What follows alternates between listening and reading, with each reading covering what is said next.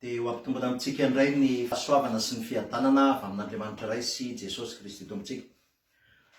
Androantsika dia hiresaka ny antsoina hoe miaina ny lalànan'ny fananaina ao amin'ny Kristy. Miaina ny lalànan'ny fananaina ao amin'ny Kristy.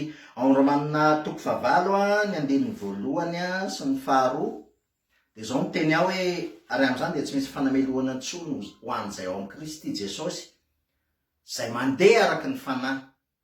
Fa ao amin'ny Kristy Jesosy ny lalan'ny fananaina, ny lalànan'ny fananaina nafaka tamin'ny lalànan'ny fahotana sy ny fahafatesana. Lalànan'ny fananaina no nafaka tamin'ny lalànan'ny fahotana sy ny fahafatesana. Amin'ny voalohany aloha anazava ny antsoina hoe lalàna sy ny didy. Faharoa manaraka an'izay anazava ny antsoina hoe lalàna ny ota sy ny lalàna ny fahafatesana. Dia rehefa avy eo anazava ny lalàna ny fananaina, ary amin'ny farany dia hoe ohatry ny ahoana ny iainana an'izany lalàna ny fananaina ao amin'ny Kristy zany. Ireo zavatra ireo zany no horesahako zao. Inona aloha ny antsoina hoe lalàna? Ny antsoina hoe lalàna dia tadio tsara fa ny lalàna dia zavatra, lalàna natioraly izay noforon'Andriamanitra. Misy lalàna be dia be no noforon'Andriamanitra, fa ireo lalàn'ireo itsika olombelona ao anatin'ny lalàna dia tsy miazira fa misubira. Zay mila azo aloha, zay ny zavatra voalohany indrindra. Ao anatin'ny lalàna na inona na zavaboary na zavamananaina, ny zavaboary rehetra ao anatin'ny lalàna dia misubira fa tsy miazira. Ny zavaboary rehetra ao anatin'ny lalàna dia pasifa fa tsy aktifa. Zay zany mila azo zay, mila azo tsara zay. Raisiko ohatra lalàna ny vesatra, loi de la pesanteur, tsy afaka miaziritsika ao anatin'ny loi de la pesanteur fa misubira an'izany loi de la pesanteur zany fotsiny. Zay ny atao hoe lalàna zay. Ary ao anatin'ny lalàna dia misy didy apetrak'Andriamanitra ao anatin'izay lalàna zay. Zany hoe mba tsy hiaran'io lalàna io ianao dia mametraka didy Andriamanitra hoe zao atao na zao aza atao, fa raha manao an'izao ianao dia miatra aminao ny lalàna. Raha tsy manao an'izao ianao dia tsy miatra aminao io lalàna io. Zany hoe ny lalàna zany tsy afaka miala amin'io lalàna io isika. Ary zany mahatonga ny Paoly any amin'ny Romanina 7 le miteny le teny hoe fa zay tsy tiako dia no ataoko izy fa zay tsy sitrako ny tanterahako, ary raha manao an'izany tsy zaho tsy manao an'izany fa ny ota zay ny toetra atao anatiko. Indrisy olo mahantra aho izy satria ny lalàna dia miatra fotsiny amin'ny zavaboary, miatra amin'ny olombelona. Misy lalàna natao amin'ny zavaboary, misy ny antsoina ohatra hoe loi de la gestation, tsy maintsy loi ny lalàna ny famafazana, tsy maintsy mamafy ianao zay ny vao maniry. Lalàna zany, tsy afaka manova an'izany ianao, ary zavatra lalàna tsy hiova zany. Zay zany aloha mila azo ny dikan'izay. Iresaka kely amin'izay tsika ny antsoina hoe lalàna ny ota sy ny fahafatesana, satria io ny lalàna ngeza indrindra ao anaty baiboly ankoatra ny lalàna ny fananaina. Naretsika mieritreritra hoe ny lalàna ny famafazana, loi de karma, ny lalàna ny mosesy sy ny lalàna isan-karazany ireny eritreretintsika fa ao ambony. Tsia, ny lalàna ny ota sy ny fahafatesana ny lalàna ambony indrindra izay nomen'Andriamanitra tao Edena. Io ny lalàna voalohany indrindra, ary ny lalàna lehibe indrindra ambony io lalàna ny ota sy fahafatesana io dia tsy misy afa-tsy ny lalàna ny fananaina. Anazavan'io ary lalàna ny ota sy ny fahafatesana. Inona ny antsoina hoe lalàna ny ota sy fahafatesana? Lalàna ny ota sy ny fahafatesana dia ilay nomen'Andriamanitra teo amin'ny azo fahalalana ny tsara sy ny ratsy. Zao no nitenenin'Andriamanitra teo: raha makeo amin'ny azo fahalalana ny tsara sy ny ratsy ianareo dia ho faty ianareo. Didy no niteneniny tao Edena. Hozy izy hoe aza makeo amin'ny azo fahalalana ny tsara sy ny ratsy, fa raha zany dia ho faty ianareo. Fa ny lalàna zany dia izao: na iza makeo amin'ny azo fahalalana ny tsara sy ny ratsy dia tsy maintsy ho faty. Zay zany le lalàna zay. Na iza ianao na iza makeo amin'ny azo fahalalana ny tsara sy ny ratsy dia tsy maintsy maty ianao. Fahafatesana aloha tambiny ota, satria fakanesana eo amin'ny azo fahalalana ny tsara sy ny ratsy izay lay ota fototra. Zay le voalohany zay. ka nizanizy ane zany fahafatesana ny tambony ota izay ny lalàna foto zay dia zay fotsiny natokan'Andriamanitra nanome didy hoe aza makeo amin'ny azo fahalalana ny tsara sy ny ratsy, fa nizanizy nareo makeo amin'ny azo fahalalana ny tsara sy ny ratsy de ho faty ianareo. Zay ny lalàna voalohany indrindra zay nomen'Andriamanitra, ary zay mila azontsika zay. Nizaniza makeo amin'ny azo fahalalana ny tsara sy ny ratsy de ho faty. Ny didy fampiarana an'izay de zao, aza makeo amin'ny azo fahalalana ny tsara sy ny ratsy. Zay lalàna zay rehefa nidikainy ny zanak'olombelona dia niteraka fahafatesana tokoa, ary de lasa nisy ndray endrim-pahafatesana taorianan'izay. Fa saingy zao ny olombelona tsy nety nanaiky mihitsy, tsy nety nanaiky an'izay ota izay, tsy nety nanaiky an'izay fisarana tamin'Andriamanitra zay, de nitady vahaolana izy tamin'ny herin'ny tenany, de lasa ndray Andriamanitra nanome ny lalàna Mosesy. Ary ny lalàna Mosesy dia ao anatin'ny lalàna ny ota sy ny fahafatesana. Lalàna Mosesy tsy ambony no ny lalàna ny ota sy ny fahafatesana, fa ny lalàna ny Mosesy dia ao anatin'ny lalàna ny ota sy ny fahafatesana. Azavaiko ny dikany. Lalàna ny Mosesy raisiko ka anankiray. Nizaniza tratra mandika andro sabata dia avoaka ny ivelan'ny tompo de tsy maintsy toram-bato. Lalàna zany tsy azo ovainy zany, ary lalàna napetrak'Andriamanitra. Lalàna ny ota sy ny fahafatesana de tsotra, fahafatesana ny tambony ota, misy action ataonao de ny conséquence fahafatesana. Misy action ataonao de ny conséquence fahafatesana. Mivoaka ao anatin'ny cible ny Jesosy, ny cible n'Andriamanitra ianao, ny conséquence ny fahafatesana. Zay fotsiny. Nizaniza manao zavatra ka tsy manaja ny andro sabata dia avoaka ny ivelan'ny tombo, toram-bato, atao maty. Inona natao avoaka ny ivelan'ny tombo? Zany hoe atao mise en quarantaine, atokana, melohana zany. De rehefa aveo toram-bato melohana izy atokana aloha, zany hoe alany eo amin'ny présence an'Andriamanitra, satria eo amin'Andriamanitra tsisy fahafatesana, atokana izy aloha, de rehefa aveo toram-bato dia atao maty. Nizaniza tratra mijangajanga de toram-bato de atao maty. Lalàna zay lalàna ny Mosesy zany saingy lalàna eo ambanin'ny ota sy ny fahafatesana. Ny conséquence an'ilay jangajanga dia toram-bato de atao maty, zany hoe fanamelohana dia fahafatesana. Zay zany mila atsika lalàna zay ary tsy miovy zay. Fa saingy zao mametaka didy am'izay Andriamanitra mba tsy hiatra amitsika zay lalàna zay. Atao ny andro sabata ao zay izy. Zany hoe rehefa manaja andro sabata nareo de tsy miatra aminareo ny lalàna. Aza mijangajanga ao zay izy. Zany hoe rehefa tsy mijangajanga zany tsika dia tsy miatra amitsika ny lalàna. Zay mila azo aloha ny dikan'le hoe lalàna sy ny didy. Mila azontsika tsara zay aloha, satria raha tsy azontsika zay zavatra zay, tsy ho azontsika mihitsy ny toyany. Misy ny lalàna de misy ny didy. Ny lalàna tsy afaka manova ny lalàna tsika, ary Jesosy Kristy en personne raha no miteny hoe zao izy tsy ho avy andrava ny lalàna zao izy tonga anatanteraka izy ny lalàna, tsisy na de litera ray arany iota, tsy misy izy na litera ray arany iova amin'ny lalàna ao izy, fa mandra-pahatanteraka izy rehetra ao izy, tsisy foana ao izy. Midika zany de zao, io lalàna ny ota sy ny fahafatesana io ny fototra. Io ny tena fototra io ny tena ngeza indrindra namezan'Andriamanitra ny olombelona zay ny foroniny. Tsy tokony ho io raha ny tena marina, fa nomen'Andriamanitra io aloha, satria nanome izy rehefa aveo ny dévoilena, ny révéleny rehefa aveo ny antsoina hoe lalàna ny fanahinaina tao am' Jesosy Kristy. Mbola ho révéleny io, fa tandrendrina le izy hoe nizanizy ianareo makeo amin'ny azo fahalalana ny tsara sy ny ratsy dia tsy maintsy maty ianareo. Nisy azonaina tao Edena, satria teo amin'io azonaina io misy ny lalàna ny fanahinaina, fa mbola tsy nirevelen'Andriamanitra izy io tao Edena. Napetrany teo fotsiny lay hazonaina, hazo anankiroa napetrany tao sa Edena, hazo fahalalana ny tsara sy ny ratsy, hazonaina. Fa lay hazonaina tsy mbola nireveleny ny lalàna mifeany io hazonaina io, fa ny hazo fahalalana ny tsara sy ny ratsy ny nireveleny, ny lalàna mife azy de ny lalàna ny ota sy ny fahafatesana. Zany hoe nizaniza makeo dia tsy maintsy maty. Nizaniza makeo de tsy maintsy maty, tsy maintsy melohana. Ary zay no naseho any tamin'ny lalàna Mosesy rehefa avy eo fanamelohana dia fahafatesana. Aataka eo amin'ny prezensa an'Andriamanitra ohatrany nazo ny Adama sy Eva tao edena mihitsy.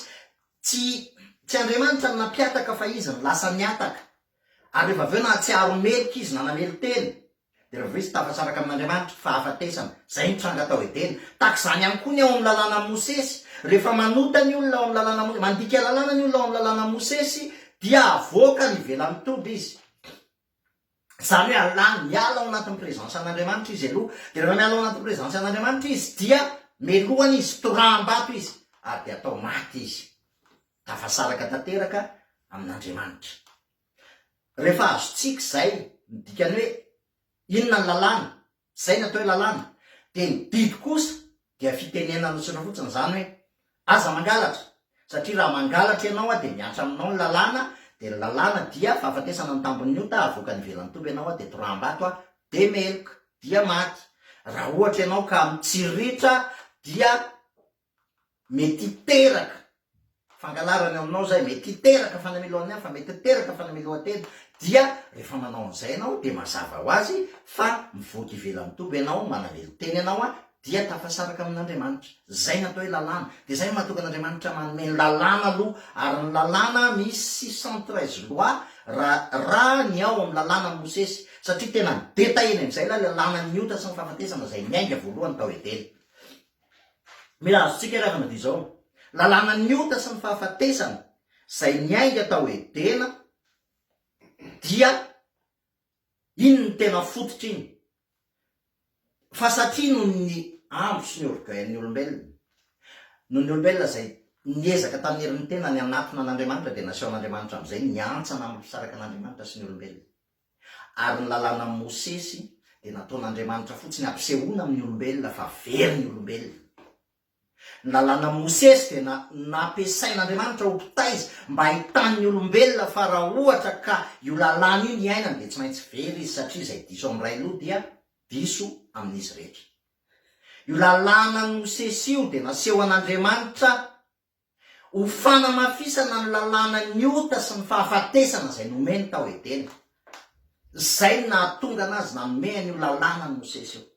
Fa ny vahaolana tsy ny lalàna ny Mosesy fa tsy maintsy le lalàna teo amin'ny hazonaina tao edena ihany, zay mbola tsy nireveleny mihitsy izy io, mbola tsy nasehoany mihitsy izy io, mbola tsy nasehoany mihitsy izy io. Satria io lalàna io dia tsy maintsy ho aseho an'Andriamanitra amin'ny fotoana mampety anazy. Efa nomanina izy io fa tsy maintsy ho asehoany amin'ny fotoana mampety azy. Zao zany no mila azontsika tsara ao anatin'izay zavatra zay. Zao no tena mila azontsika tsara ao anatin'izay zavatra zay. Lalàna ny ota sy ny fahafatesana de zao. Misy akta ataon'ny olona, zay olona tafasaraka amin'Andriamanitra, de misy conséquence tsy maintsy iainany, dia fanamelohana ary fahatsapany tena fa tafasaraka tamin'Andriamanitra izy. Zay le lalàna ny ota sy ny fahafatesana. Ary zay le mahatonga ampolo miteny hoe tsy zay tiako ny ataoko izy fa zay tsy tiako ny tanterahako. Mila azontsika aloha zay zavatra zay zany. Mila azontsika ireo zavatra reo hoe misy ny antsoina hoe lalàna ny ota sy ny fahafatesana. Dia misy ny didy fampiarana an'izay lalàna ny ota sy ny fahafatesana zay de hoe aza makeo amin'ny azo fahalalana ny sasany ratsy fa ho vaky ianareo. Rehefa nakeo nefa de niatra tamin'ny Adama sy Eva ny lalàna ny ota sy ny fahafatesana, ary de tena tafasaraka tamin'Andriamanitra izy, ary de niseho ny endrim-pahafatesana isan-karazany. Zay ny conséquence an'ilay fahafatesana. Zay ny conséquence ao anatin'ilay lalàna ho vaky ianareo, mitranga ny endrim-pahafatesana, ny ozona, ny fahotana, ny aretina, ny olana, ny tebiteby, ny fantrana, ny trosa sy ny zavatra maro isan-karazany, de niseho taorina ny fantikana ny lalàna ny ota sy ny fahafatesana zay nataony Adama. Niseho teo aminy fotsiny zay. Rehefa zany kosa de nanome ny lalàna ny Mosesy Andriamanitra. Ary rehefa nanome ny lalàna Mosesy Andriamanitra, de vao mainka lalàna be de be no naseho an'Andriamanitra zay manondro fotsiny hoe ireto zavatra rehetra raha vao ataonareo reto dia voahelokonareo. voeloko nareo ary mitao ny lalànany Mosesy raha vao mainka naseho an'Andriamanitra zay satria ny lalàna Mosesy tena niain'le olona mihitsy no nanaraka. Tao ny lalàna ny ota sy ny fahafatesana mbola tsisy fahafatesana ara-nofo tao, fa tao amin'ny lalàna Mosesy zay mandika lalàna dia naseho an'Andriamanitra amin'izay toram-bato nareo dia atao maty. Ary naseho an'Andriamanitra zay nanamafisany an'io lalàna. Ao anatin'ny lalàna zany ry havana misy ny lalàna averiko indray, ny lalàna dia isika misubira ao anatin'izay lalàna zay, fa tsy afaka miaziry tsika na inona na inona, tsy afaka miaziry tsika ao anaty lalàna. Ary itsika dia pasifa ao anatin'izay lalàna zay, miatra amitsika fotsiny zay lalàna zay, fa ao anatin'izay lalàna zay koa misy didy zay juste zay didy zay dia fandrarana fotsiny mba tsy hiatra amitsika zay lalàna zay. Ny didy anefa raha azotsika tsara zany dia ny didy zany de tsy afaka mamonjy atsika raha amin'ny lalàna, raha na le didy le azy makeo amin'ny azo fahalalana ny tsara sy ny ratsy, na lay didy lay didy folo zay nomen'Andriamanitra, tsy afaka mamonjy atsika reo, satria tsy ho vitatsika ny mitandrina n'ireo lalàna 13 reo satria miatra amitsika fotsiny reo. Tsy ho vitatsika ny mitandrina n'ilay lalàna fototra hoe aza makeo amin'ny azo fahalalana ny tsara sy ny ratsy eo, le didy fototra aza makeo amin'ny azo fahalalana ny tsara sy ny ratsy, na lay lalàna fototra hoe fahafatesana ny tambon'ny ota, tsy ho vitatsika zay. Fa na inona satria Adama sy Eva rehefa nakeo amin'ny azo fahalalana ny tsara sy ny ratsy dia lasa mpanota izy, ary niteraka mpanota izy, ary ny dikany zany dia izao, itsika zany fahafatesana ny tambon'ny ota dia miaina ao anaty fahafatesantsika, ary ny olona mpanota ny lalàna mifeana azy dia ny lalàna ny ota sy ny fahafatesana, satria olona ara-nofo. Zay tena mila azo zay, lalàna ny ota sy ny fahafatesana no mame atsika. Fa fantatr'Andriamanitra fa veritsika raha izay, satria lalàna ny ota sy ny fahafatesana dia sady miaina endrim-pahafatesana tsika, tsy maintsy hiatra amitsika amin'ny fahafatesana ara-nofo sy ny fahaverezana. Dia nanome vahaolan'Andriamanitra, nanome vahaolan'Andriamanitra. Ary rehefa nanome vahaolan'Andriamanitra dia eo amin'ny Romanina 5:1 sy 2 io lay teny. Ary amin'izany izy dia tsy misy fanameloana intsony ho an'izay ao amin'ny Kristy Jesosy zay mandeha araka ny fanahy, fa ao amin'ny Kristy Jesosy ny lalàna ny fanahinaina nafaka tamin'ny lalàna ny fahotana sy ny fahafatesana. Inona ny antsoina hoe lalàna ny fanahinaina? Satria io ny mila azotsika, io ny lalàna iainana ao amin'ny Jesosy Kristy. Raha mamaky loantsika hoe lalàna ny fanahinaina, ny dikany zany loi de l'esprit de vie, ny dikany ny ray hoe lalàna ny ota sy ny fahafatesana, zany hoe natao an'ny olona ara-nofo zany. Fa ny lalàna ny fanahinaina kosa dia natao an'ny olona manana ny fanahin'Andriamanitra, manana ny fanahin'i Kristy. Zay ny antsoina hoe lalàna ny fanahinaina. Dia ao anatin'io lalàna ny fanahinaina io misy lalàna ao, dia misy didy ao. Misy lalàna ao anatin'io lalàna ny fanahinaina io, dia misy didy ao. Anisan'ny lalàna ao anatin'io lalàna ny fanahinaina io ny jaona toko 7, ary io ny anisan'ny ngeza indrindra ao anatin'ny lalàna ny fanahinaina. Ny jaona voalohany toko 7, ny andiny 9, zao lalàna ny fanahinaina zay nitenenin'i Jesosy io. Ndrivotra ozy izy mitsoka amin'izay tiny, ary renao ny feo nefa tsy fantatrao zay aviany na zay alehany, dia tahaka izany zay rehetra ateraky ny fanahy. Lalàna io, lalàna io, zany hoe ny olona zay miaina ao amin'ny Kristy Jesosy ka nandray ny fanahin'i Kristy Jesosy dia miaina amin'io lalàna jaona toko 7 na 9, zany hoe miaina ao anatin'io fitsofany rivotry ny fanahy io. Lalàna io, io ny lalàna iainana ao amin'ny lalàna ny fanahinaina. Io ny lalàna voalohany, io ny tena anisan'ny lalàna voalohany. Lalàna faharoa zay iainana ao anatin'io, betsaka izy fa vitsivitsy aby no teneniko satria reo no hitako ary reo a napetraky jesosy tao anatin'ny fokony jaona voalohany toko fahatelo ny epistilony jaona voalohany toko fahatelo na andiny faharoapolo epistilony jaona voalohany toko fahatelo ny andiny fahasivy amby folo a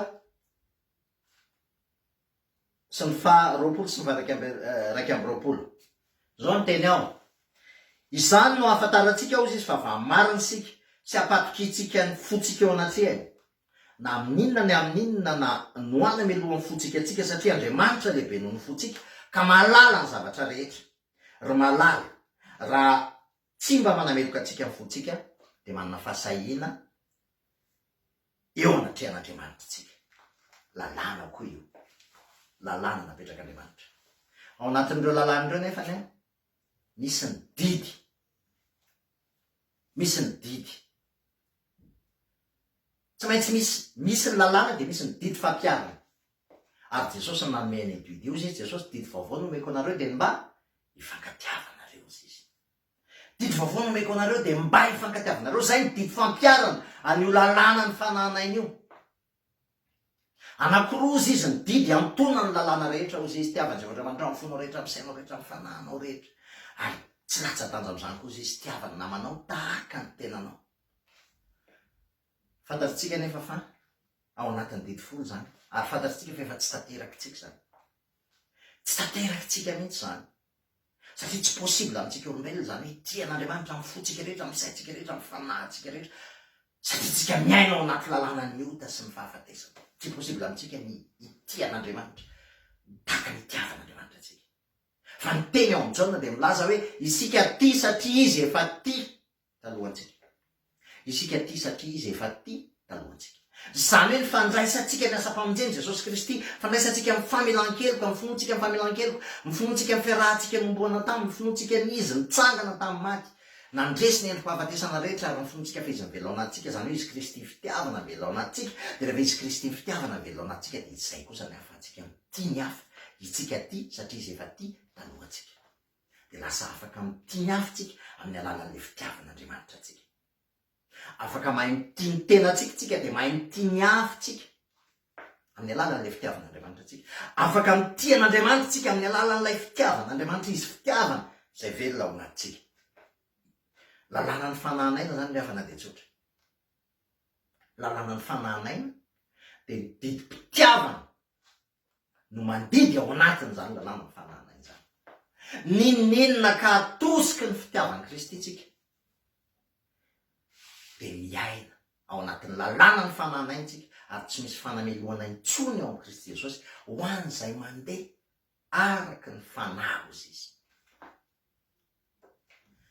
tadio ry havana fa io lalàna ny fanahinaina io izy izy ao amin'i Kristy Jesosy dia ny lalàna ny fanahinaina no nahafaka atao amin'ny lalàna ny ota sy ny fahafatesana itsika rehefa tsy taria amin'ny fanahiny Kristy dia tsy maintsy miatra amintsika ny lalàna ny ota sy ny fahafatesana sarina avion ny raisiko aminareo tadio tsara ny avion misy ny antsoina hoe loi de la pesanteur aloha ny zavatra anankiray rehefa atsipitsika na titsika na tsy titsika tsy maintsy mianjera amin'ny tany iny loi de la pesanteur zay tsy maintsy mianjera amin'ny tany iny na titsika na tsy titsika satria lalàna zay ny subirany zay fotsiny lay zavatra anankiray zay atsipitsika fa ao ambonin'izay loi de la pesanteur zay misy ny antsoina hoe loi de l'aérodynamique loi de l'élévation ohatrany ao zany loi de l'élévation zany misy énergie zay manosika misy puissance manosika an'ilay avion zay 300 tonnes iny manosika an'ilay avion ary rehefa miakatra le avion dia le loi de l'élévation loi de l'aérodynamique ny lasa iainany ary dia tsy mianjera izy tsy miaina ao anatin'le loi de la pesanteur izy fa raha sanatria ka miala le énergie miala le puissance manosika anazy iainany ahafahany miaina ao anatin'ny loi de l'élévation loi de l'aérodynamique dia milatsaka ho azy izy ao anatin'ny loi de la pesanteur ary mianjera izy milasotsika zany ina dikan'izany itsika olombelona raha ny natioratsika adamika raha amin'ny maha olombelona mpanotatsika dia lalàna ny ota sy ny fahafatesana ny miatra amitsika zany hoe ny fahafatesana no tambiny ny ota ary dia tsy maintsy miaina endry fahafatesana tsika fahafatesana ny tambiny ny ota satria tsika mpanota, satria tsika olona mpakeo amin'ny azo fahalalana ny tsara sy ny ratsy, satria tsika olona mpanamelo tena sy mpanameloka ny avy, dia izay fahafatesana tambin'ny ota zay no miatra amitsika de miseho amitsika ny endrim-pahafatesana, ny aretina, ny olana, ny tebiteby, ny trosa, ny ozona, ny fahantrana sy ny endrim-pahafatesana isan-karazany. Ary ny farany dia fahafatesan'ny nofo zay tambin'ilay vokatr'ilay fahafatesana tambin'ny ota. Izay tsika rehefa olombelona mpanota tsy maintsy miaina ao ambanin'izay tsika. Fa zaingy zao kosa, rehefa Kristy ny velona ao anatsika, lalànan'i Kristy de lalànan'ny fitiavana. Ndivotra ozy izy mitsoka am'izay teny, enao ny feony nefa tsy fantatrao zay viny ary tsy fantatrao zay aleny. Takizany ozy izy ny olona taretin'ny fanahy, tsofo ny rivotry ny fanahy, tsofo ny rivotry ny fitiavan'i Kristy. Ary rehefa miaina ao anatin'izay fitsofany rivotry ny fitiavan'i Kristy zay tsika, de miala ao anatin'ny lalànan'ny ota sy ny fahafatesany tsika, ary miditra ao anatin'ny lalànan'ny fananay. Miaina ao anatin'ny lalànan'ny fananay. Matetika ravana ny kristianina mieritreritra fa ny atao hoe miaina ao anatin'ny lalànan'ny fananaina de tsy mandika didy folo, na tsy mandika n'ilay lalànan'ny ota sy ny fahafatesana, na tsy mandika lalànan'ny Mosesy. Fa ny lalànan'ny Mosesy de mipetraka eo ihany iny. La loi de la pesanteur de mipetraka eo foana iny. Fa ao anatin'ny avy ao nisy lalàna hafa zay mife azy, ao anatin'ny olona ara-panahy nisy lalàna hafa zay mife anazy, zay tsy mana foana akory ny lalànan'ny ota sy ny fahafatesana. Ny loi de l'élévation tsy mana foana ny loi de l'aérodynamique. Ny loi de l'élévation sy ny loi de l'aérodynamique tsy mana foana ny loi de la pesanteur akory. Fa lasa miaina ao anatin'ny lalàna ambony ny loi de la pesanteur ny avion rehefa atosiky ny loi de l'aérodynamique sy ny loi de l'élévation.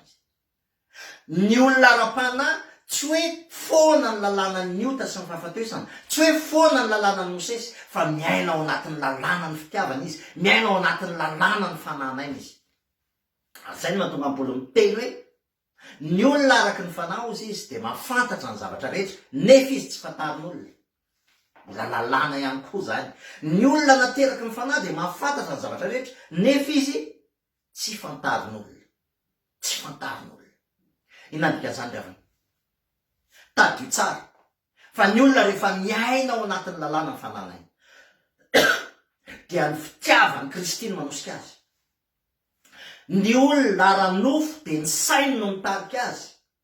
Ary ny saintsika nefa de tsy maintsy hitondra atsika eo amin'ny azo fahalalana ny tsara sy ny ratsy. Ity ny mety, ity ny tsy mety, ty azo atao, ty tsy azo atao, ty ny lalàna Mosesy, ty ny zao, ty ny zao. Ny saintsika hitarika atsika eo am'izay.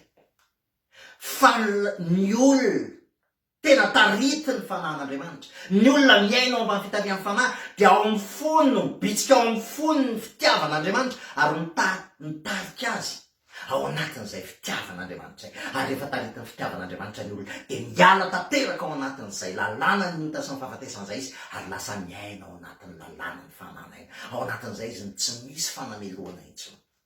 Ary marina aminy ilay tenin'ny Paoly hoe fa raha ny fanahy zay nanangana an'i Jesosy Kristy tamy maty mitoetra ao anatin'ny teninareo mety maty. Na de maty any aza ny tena noho ny ota, de fiainana kosa ny fanahy ozy izy noho ny fanamarinana. Raha ny fanahy zay nanangana Jesosy Kristy tamy maty mitoetra ao anatin'ny teninareo mety maty, de ny fanahy zay nanangana an'i Jesosy Kristy tamy maty manangana ny tenanareo mety maty amin'ny fanahy zay mitoetra ao anatinareo. Satria zay fanan'Andriamanitra zay lasa manova ny lalàna, lasa lalàna hafa ny miatra amitsika zanak'Andriamanitra rehefa tena miaina ao anatin'izay lalàna ny fitiavana zay tsika. Rehefa tsy taria amin'ny fanahy kosa tsika, zany hoe tsy ny fitiavan'Andriamanitra ny iainantsika, zany hoe tsy mibanjina ny asa-pamonjeny Kristy tsika, de tsy maintsy miditra ao anatin'ny lalàna ny ota sy ny fahafatesantsika. Ao anandriavana ny fomba iainana an'io, fomba iainana an'io de tsotra. Tsotra l'izy nefa sarotra. Tsy misy afa-tsy ny fibanjinana ny asa-pamonjeny Jesosy Kristy. Tsy misy afa-tsy ny fibanjinana ny fitiavany atsika. Tsy misy afa-tsy ny fibanjinana fa efa voavelany elokao. Tsy misy afa-tsy ny fibanjinana fa tiany anao, natolono anao ny ainy. Tsy misy afa-tsy ny fibanjinana fa nitsangana tamin'ny maty izy ary velona ao anatinao, ary izy velona ao anatinao, izy fitiavana velona ao anatinao zay no mitarika anao amin'ny zavatra rehetra. Mipetraka ao anatin'ny fonao ary mitarika anao amin'ny zavatra rehetra rehetra. Tadio ry havana. fa anisan'ny olatsika kristianina tena olana ngezabe dia mamantatra hoe inona ny azoko atao, inona ny tsy azoko atao, inona ny mety, inona ny tsy mety. Lalàna ny ota sy ny fahafatesana zany dravana, lalàna ny ota sy ny fahafatesana zany. Fa ny lalàna ny fanahanaina dia tsotra tahaka ny Eneli dia izao rehefa avy niady tamin'ny mpaminany baly izy dia nampitahorin'i Jezebela lasa izy nandeha nitsoaka. Ary rehefa nandeha nitsoaka izy nandeha 40 jours 40 nuits izy tonga tany anaty zotany izy dia nahenony feo an'Andriamanitra izy, natao anaty safotifoty sy tafio-drivotra ozy izy dia tsy tao Andriamanitra, tao anaty mikotroka sy mitselatra sy ny ohatr'izany tsy tao Andriamanitra, tao anatin'ny oram-baratra tsy tao Andriamanitra, fa nisy rivotra mitsoka malefaka ozy izy dia tao kosa Andriamanitra. Ny feo an'Andriamanitra ravana ao anatin'ny fitsarana rehefa mibanjina asa-pamonjeny Jesosy Kristy tsika, rehefa miaina mifantoka ao anatin'izany asa-pamonjeny Jesosy Kristy zany tsika ka mitsabo tsika dia miteny ao anatin'ny fotsika amin'ny fanan'Andriamanitra manosika antsika amin'ny fitiavana ianao zavatra. Rehefa ny saitsika mandinika hoe zao ny ataoko, zao ny mety, zao ny tsy mety, zao ny azo atao, zao ny tsy azo atao, dia tsy maintsy hotarian'ny nofotsika, tsy maintsy hotarian'ny nofotsika.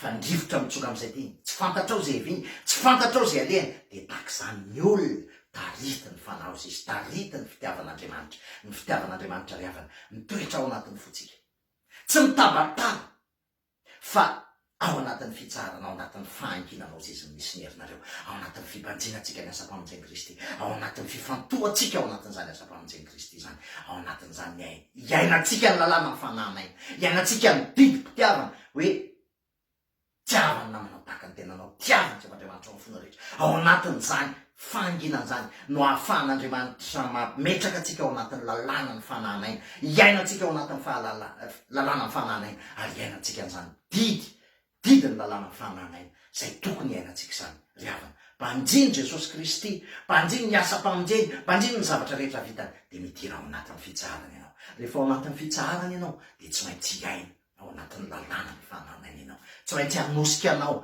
ny fitiavan'i Kristy, tsy maintsy hibitsika mangina ao anatin'ny fonao ary hanova ny fomba fisainanao ny fitiavan'Andriamanitra, hanosika anao andeha araky ny fitiavan'Andriamanitra. Fa rehefa ohatra ka misafotifototsika, rehefa ohatra ka mibanjina ny tamasitsika, rehefa ohatra ka mampiasa ny saitsika dia mametraka fanontaniana maro isan-karazany, inona ny ataoko, inona ny tsy ataoko, inona ny azo atao, inona ny tsy azo atao, inona ny mety, inona ny tsy mety. Rehefa izany, rehefa ny saitsika nampiasaitsika dia tsy maintsy hotarian'ny nofotsika ary ho feheziny lalàna ny ota sy ny fahafatesantsika.